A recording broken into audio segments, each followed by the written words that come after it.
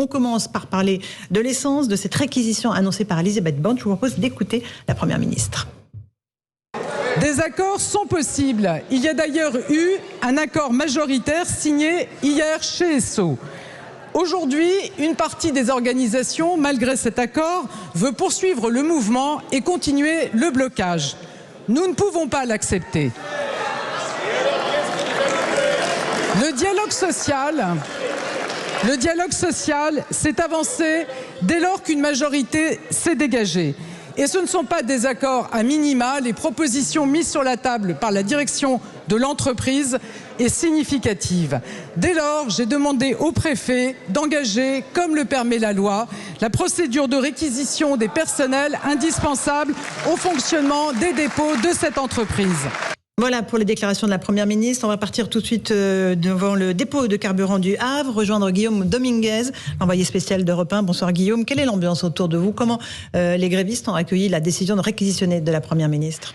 Bonsoir. Eh bien, cette annonce de la Première ministre a surpris tout le monde ici. Ce que m'expliquent les syndicats, c'est que des réquisitions préfectorales dans le cadre d'un mouvement de grève, ça n'est pas nouveau, mais elles sont utilisées normalement pour assurer des tâches de maintenance. Par exemple, la raffinerie où je me trouve est un site Céveso, donc les grévistes se relayent toutes les 8 heures sur demande du préfet pour assurer la sécurité du site, mais jamais ces ordres de mission ne sont allés à l'encontre des droits de grève selon eux.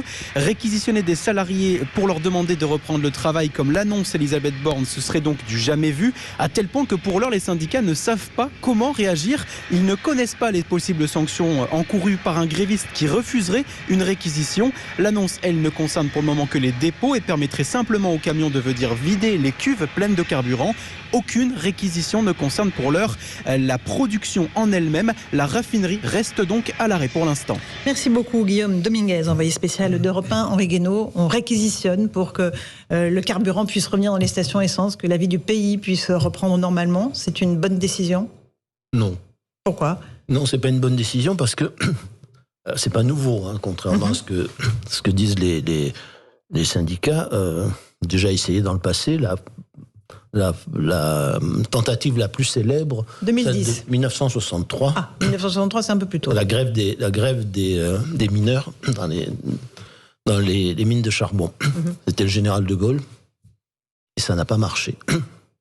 Voilà, ça n'a pas marché. Donc le gouvernement de Georges Pompidou et le général de Gaulle ont fait marche arrière et ont suspendu cette réquisition. Donc la réquisition pour des raisons de sécurité, on comprend très bien, d'ailleurs on n'a pas besoin de forcer tellement les salariés, mais la réquisition en temps de grève, et sur le ton qui vient d'être celui de la Première ministre, Madame le Premier ministre.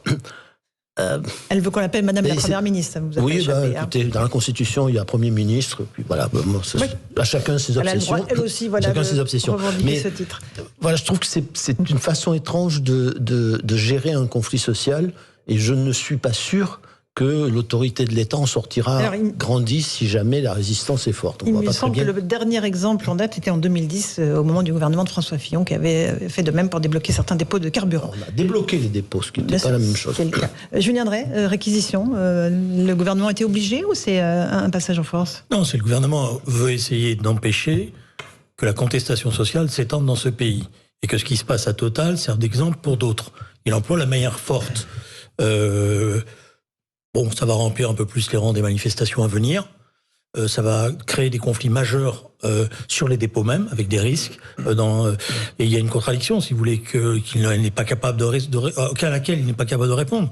Vous avez une entreprise qui a gagné l'année dernière 20 milliards d'euros de bénéfices, qui ce premier semestre en est à 10 milliards. Un PDG qui a doublé son salaire.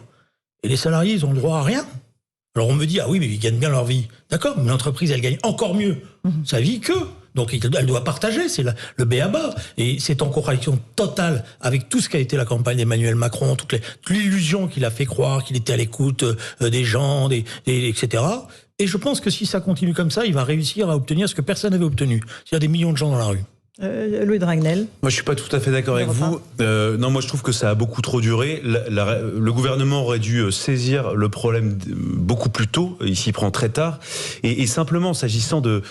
On dit beaucoup de choses autour des réquisitions, mais ensuite, dans la réalité, de quoi il s'agit? En fait, il s'agit simplement, donc c'est bien écrit dans le bandeau, de 3 raffineries sur 8, puisque Elisabeth Borne précise bien que seules les raffineries qui ont obtenu, dans le cadre d'un accord collectif, la reprise du travail, sont visées et concernées par les réquisitions.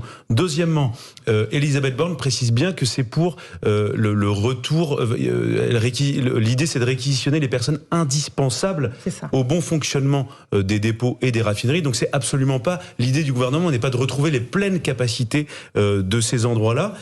Et ensuite, donc, tout ça va prendre énormément de temps. Les entrepôts Total ne sont absolument pas visés par la mesure.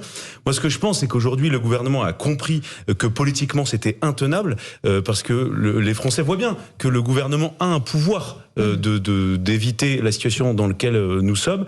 Les gens n'en peuvent plus de pouvoir faire leur plein d'essence. Ils en ont besoin pour la plupart d'entre eux. On le voit pour aller travailler. Il y a maintenant les services de police, de gendarmerie, les pompiers qui sont embêtés, qui sont limités dans leur action à cause de ça. Et ça a trop duré. Donc maintenant, ce qu'il faut, c'est effectivement passer à l'action. Alors, Julien Drey, et après... Vous me dites, d'un côté, bon, c'est la première fois que je vous découvre en tant que porte-parole du gouvernement, mais c'est pas grave. Je trouve que c'était trop tardif. Chacun évolue. Et c'est insupportable pour beaucoup de Français. C'est insupportable parce que le gouvernement ne fait pas son travail, pas parce que c'est les salariés qui sont en cause. Mais du coup... Ce qui est insupportable, c'est que vous avez la direction de Total qui, pour l'instant, fait la sourde oreille. Normalement, puisque vous aimez bien les démocraties où le dialogue social fonctionne, normalement, dans un pays scandinave ou dans un pays comme l'Allemagne, le gouvernement, il aurait convoqué les partenaires sociaux, il aurait convoqué l'entreprise, il les aurait mis dans une salle. Mais pendant ce temps-là, personne peut faire de plein d'essence. Et là, c'est une minorité qui bloque et qui pourrissent la vie. On va faire une chose ensemble. On va faire une chose ensemble. Demain, on va faire le tour des stations-service. On verra si elles sont ouvertes après la réquisition. Ah bah non, mais ça met du temps. Elles ne le seront pas, mais je le sais très bien. Donc ça sert à rien. C'est de la gesticulation. Mais comment on fait pour régler le problème? Que c'est de la gesticulation. Mais qu'est-ce qu'on fait? C'est de la gesticulation. On négocie. Un tout petit mot avant la pause. Que ça ne puisse pas durer, c'est vrai. Que ça devienne insupportable et ingérable, c'est vrai. La question est celle de la méthode. Est-ce que la réquisition est la bonne méthode pour essayer de résoudre ce problème et de débloquer la situation? Moi, je ne connais pas d'exemple où ça a été une bonne méthode. Maintenant, on va voir. Peut-être que, miraculeusement, les gens vont obéir à la contrainte, que ça ne va pas étendre la grève.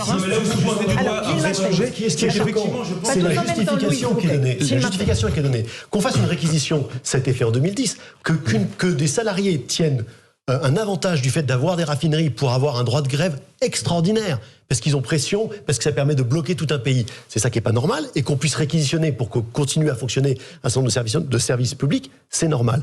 Mais que le gouvernement dise « Ah, mais je ne réquisitionne que dans les entreprises qui ont signé un accord majoritaire ». Mais le gouvernement n'a pas à dire dans quel cas un accord s'applique ou s'applique pas, dans quel cas, oui, c'est normal de continuer ou c'est pas normal. Les salariés ont le droit de faire grève dans un établissement, même s'il y a un accord majoritaire. C'est pas au gouvernement de dire ça. Et on est dans le en même temps. C'est le en même temps macronien. On veut à la fois montrer qu'on est pour le dialogue social, mais qu'on veut que ça se poursuive pas, que ça s'étende pas. Et on arrive à quelque chose qui est quand même très bancal. Mais vous avez l'explication. Vous savez pourquoi il fait ça sur ces compagnies-là?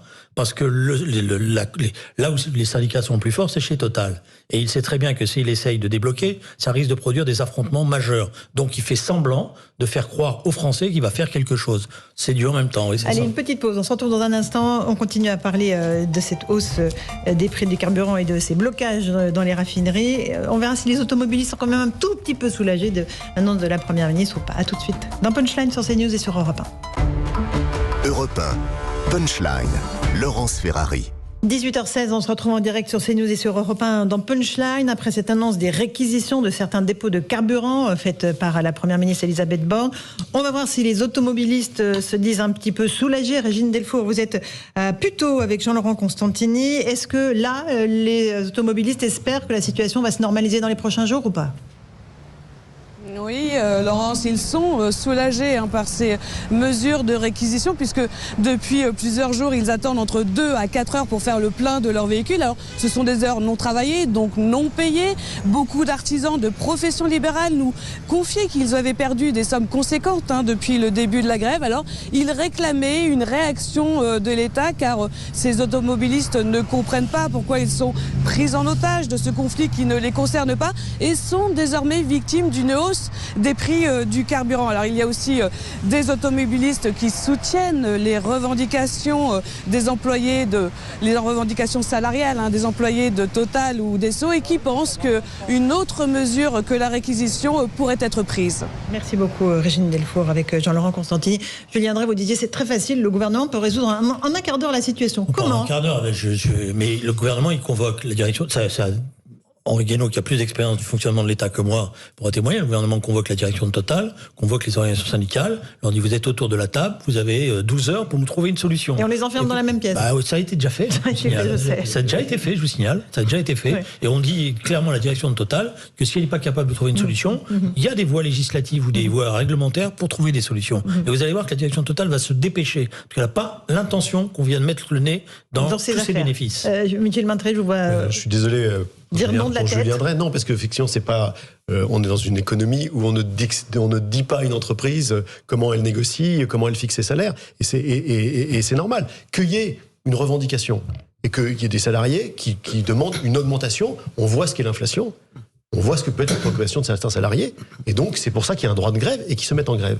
Que maintenant, des salariés sont dans une situation de super grève, parce qu'ils sont devant des dépôts de carburant, qui peuvent du coup pénaliser un pays entier. Et quand ils pénalisent un pays entier, c'est pas les actionnaires de Total qui prennent pas leur voiture et qui vont pas aller à la station-service faire la queue. C'est évidemment, à nouveau, les milieux modestes, les gens qui ont besoin de leur voiture pour se déplacer et qui payent pour la grève des salariés des raffineries. Et donc c'est ça qui est de plus en plus insupportable pour l'ensemble des Français. Je pense qu'Emmanuel Macron n'avait pas d'autre choix que de réquisitionner, comme d'ailleurs Nicolas Sarkozy l'avait fait en 2010. En revanche, de commencer à mettre des bons points et des mauvais points en disant « Ah !» comme par hasard, Esso, ExxonMobil. Là, il y a eu un accord qui a été signé par mes amis de la CFDT. Alors là, donc c'est fini le droit de grève. Vous êtes priés de recommencer à travailler. Et en revanche, chez Total, c'est un peu plus compliqué. On verra plus tard. Ça, c'est incompréhensible. Ça vous choque pas qu'une entreprise, elle fasse 20 milliards de bénéfices et qu'elle prenne pas le temps de discuter avec ses salariés pour dire vous avez participé. Attendez, Julien Drey à la parole. Vous pouvez convoquer comme les Romains là contre Astérix toute l'armée. Mais comme moi, c'est Obélix, ça va. Justement, vous avez raison. Non, mais beaucoup plus fondamental qui est... Attendez, Julien Drey, terminez. Je veux bien que vous raisonniez avec votre formation initiale, que je ne remets pas en cause, et des qualités. Avec une quelconque formation. Mais franchement, que ça ne vous vienne pas l'idée d'abord de dire, avant que je tape sur les salariés, je vais quand même occuper la direction de Total et de leur dire que ça serait bien que de temps en temps, ils redistribuent et qu'ils donnent l'exemple à tous les autres. Parce que c'est pas si vous voulez, ça serait des petites PME ou les petites TPE qui seraient en difficulté. Je serais le premier à dire attention. Mais là, on est dans une multinationale qui fait ce qu'elle veut. Bon. Je viendrai. Dernier mot. Après, on parle. Je suis absolument d'accord. Et d'ailleurs, le premier chose que je dis, c'est qu'on comprend que les salariés se mettent en grève pour avoir une question sur la revendication des salaires. Et il y a une question générale qui est comment on partage le profit entre le capital et le travail. Pourquoi la direction n'est pas C'est une question qui est très importante, qui passe probablement aussi par l'intéressement des salariés. Comment est-ce que les salariés peuvent aussi bénéficier? Et ils n'ont pas fait. Ils n'ont pas fait là, en l'occurrence, dans les quelques jours de cette grève. Mais c'est un problème qu'il faut poser pour réformer la façon dont on intéresse les salariés en France. Maintenant, dans une crise en particulier où ils sont en grève, qu'on accepte que le pays entier soit mis sous chape par justement une poignée des salariés de Total. Une poignée des salariés de Total. Parce que justement, ça, c'est l'argumentation, c'est la fiche technique. Mais non, c'est pas la fiche technique. Allez parler aux gens des stations-service. C'est pas théorique. Est-ce que vous avez fait faire le plein? Oui, j'ai pas pu le faire le plein. Donc voilà, je suis comme vous, ennuyé, j'ai pas de chauffeur. Et voilà. Donc voilà, je viens soit parce que la direction de CNews accepte de me mettre une voiture à disposition. Voilà, mais sinon je marche avec ma carte. Est-ce que les gens font la queue devant si vous faites un monologue, si vous faites un monologue, on ne va pas avancer. Une seule seconde, vous ne soyez pas posé la question, ce qui est intéressant dans votre discours, que la direction de Total, elle doit être mobilisée 24 heures sur 24 pour trouver une solution et pour faire des offres. Moi, je vous dis, vous avez choisi votre camp. Florian Tardif, vous êtes à l'Assemblée nationale avec Jean-Laurent Constantini. Il y a déjà eu des précédents de réquisition de ce type-là. C'était quand, Florian ?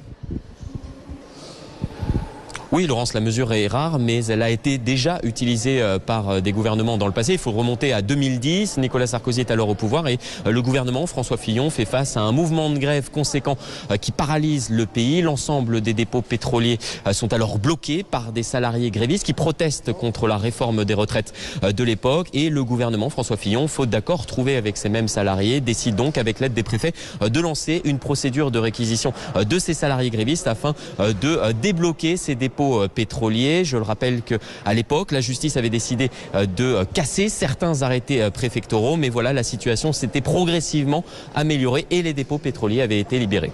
Merci beaucoup Florian Tardif pour ces précisions avec Jean-Laurent Constantini. À l'époque, ça marchait, donc Henri Guénaud. On a surtout débloqué les dépôts, là. Oui, on ne parle pas de débloquer des dépôts. Non, là, c'est réquisitionner des personnels. Mais c'est ça le problème. Alors, attendez. Non, oui, c'est ça. Chaque fois qu'on a réquisitionné l'ensemble du personnel du dépôt, ça a été cassé par la justice. Donc, il a dit simplement les personnels. C'est pour ça d'ailleurs que Madame Borne explique qu'elle la réquisition ne portera que sur les personnels indispensables. Mais là, on parle des raffineries. Enfin, on parle pas seulement des dépôts.